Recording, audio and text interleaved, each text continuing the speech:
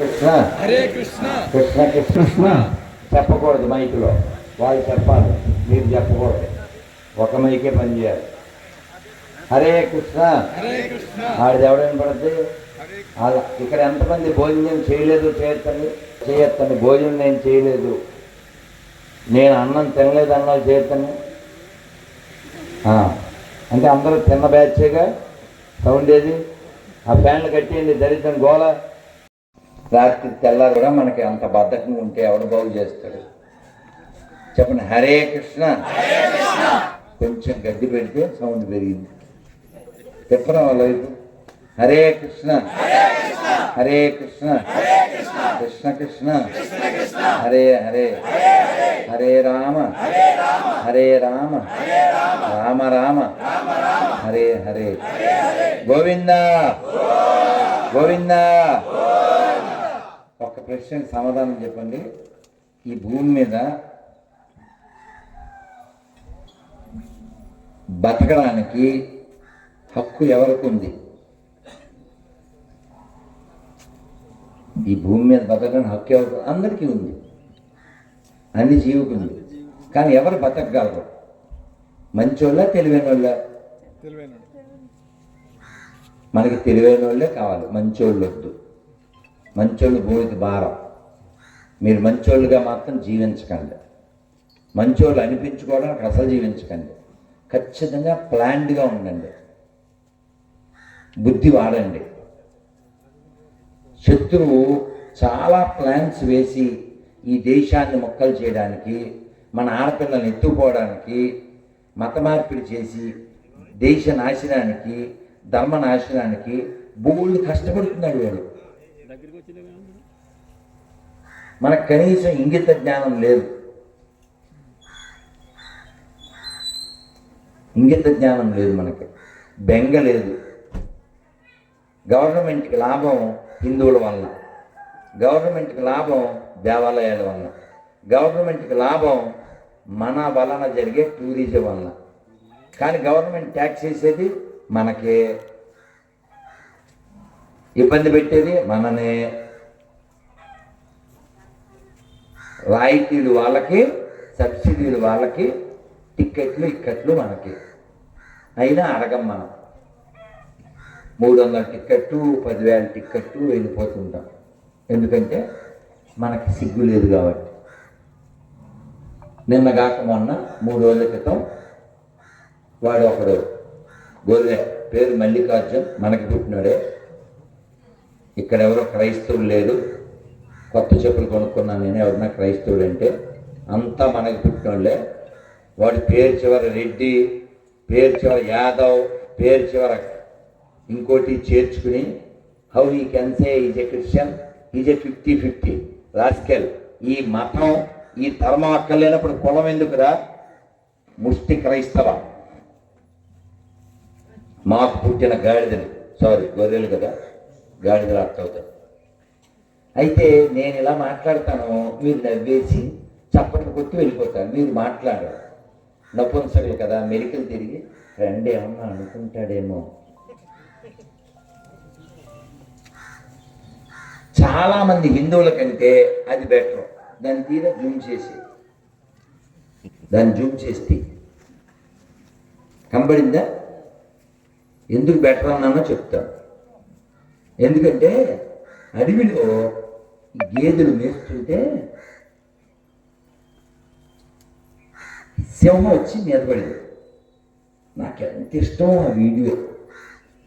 మనం ఎప్పుడైనా రోడ్డు పక్కన అదేదో ఇలా ఇలా ఎగరేసి తయారు చేస్తారు, ఏంటంటే చాట్ ఏదో అంటారు, అయితే ఇలా ఎగరేస్తూ తయారు చేస్తారండి ఫుడ్, ఏదో పిండకు ఇలా ఎగరేస్తారు కదా. ఎవరని చెప్పి ఎవరో అనుభవించింది చెప్పారు. మీరు నమ్మండి, రోడ్డు పక్కన ఆ ఫుడ్ ఎగరేసినట్టుగా ఈ గొడ్డు, ఈ దున్నపోతు, ఈ గేదె ఆ సింహాన్ని ఎగరేసి చంపేసి. నేను స్టేటస్ పెట్టాను, హిందువులాగా ఈ దున్నపోతులా తయారవ్వండి. ఎందుకంటే అది ఇంకో గేదెని అటాక్ చేస్తే ఇది వచ్చి కుమ్మి కుమ్మి చంపిందండి సింహాన్ని. మరి మనం ఇల్లు అద్దెకిస్తాం, ఆడు గొర్రెని మనకు తెలియదు. అద్దెకిస్తే ఆడు పేద్దని మొదలు పెడతాడు, తర్వాత మైక్ పెడతాడు, ఏంటని అడిగితే కేసు అంటాడు. వీళ్ళేం భయపడి చేస్తారు. హిందువులు వాస్తవానికి అలాంటి చోట్ల కాదు,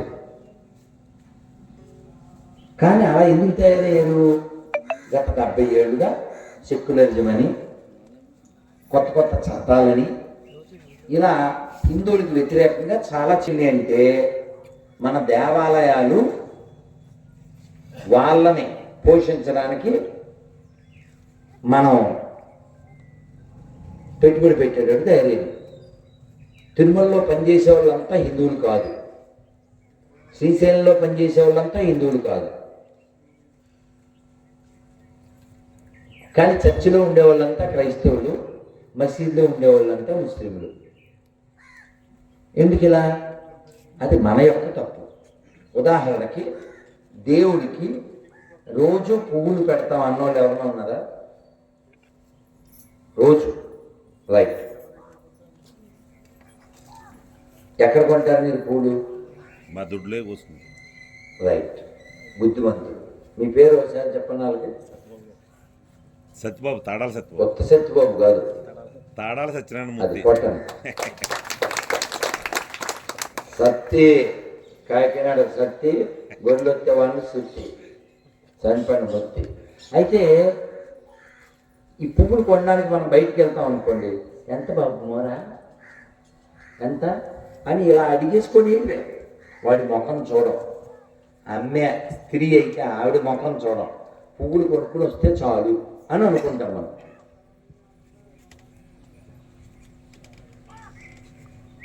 ఒక కుర్రోడు ఎడారి జాతికి చెందినవాడు నోటి నిండా నీళ్లు పోసుకుని ఈ పూలమాల ఉన్నదా అని నీళ్లు నిండుగా పోసాడు నోటితో. నీకు తెలియదుగా, దాన్ని తీసుకెళ్ళి అమ్మవారి మెడలో వేస్తాం. ఎవరన్నా పానీపూరి తిన్నారా? చేయొద్దండి జీవితంలో ఒకసారైనా. ఆహా, రేపటి నుంచి తింటారేమో చూద్దాం.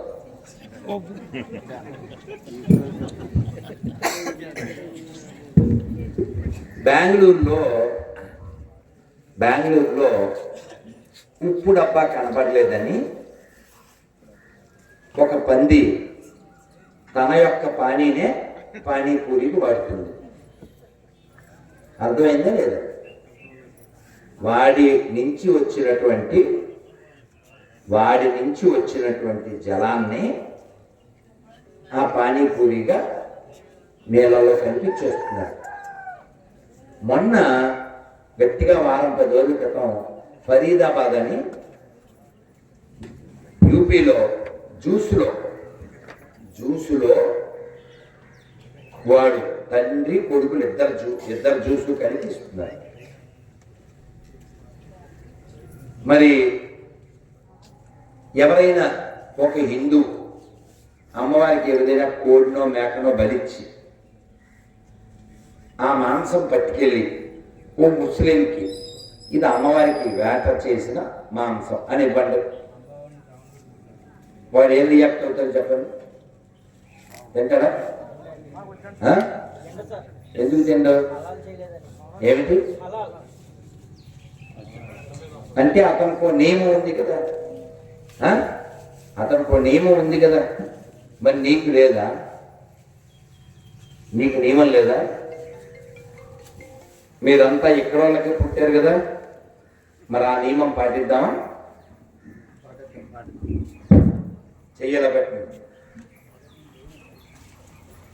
ఈ సనాతన హిందూ దేశంలో హిందూగా జన్మించిన నేను హిందువుల దగ్గరే కొంటాను, హిందువుల దగ్గరే తింటాను, హిందువులాగే ఉంటాను.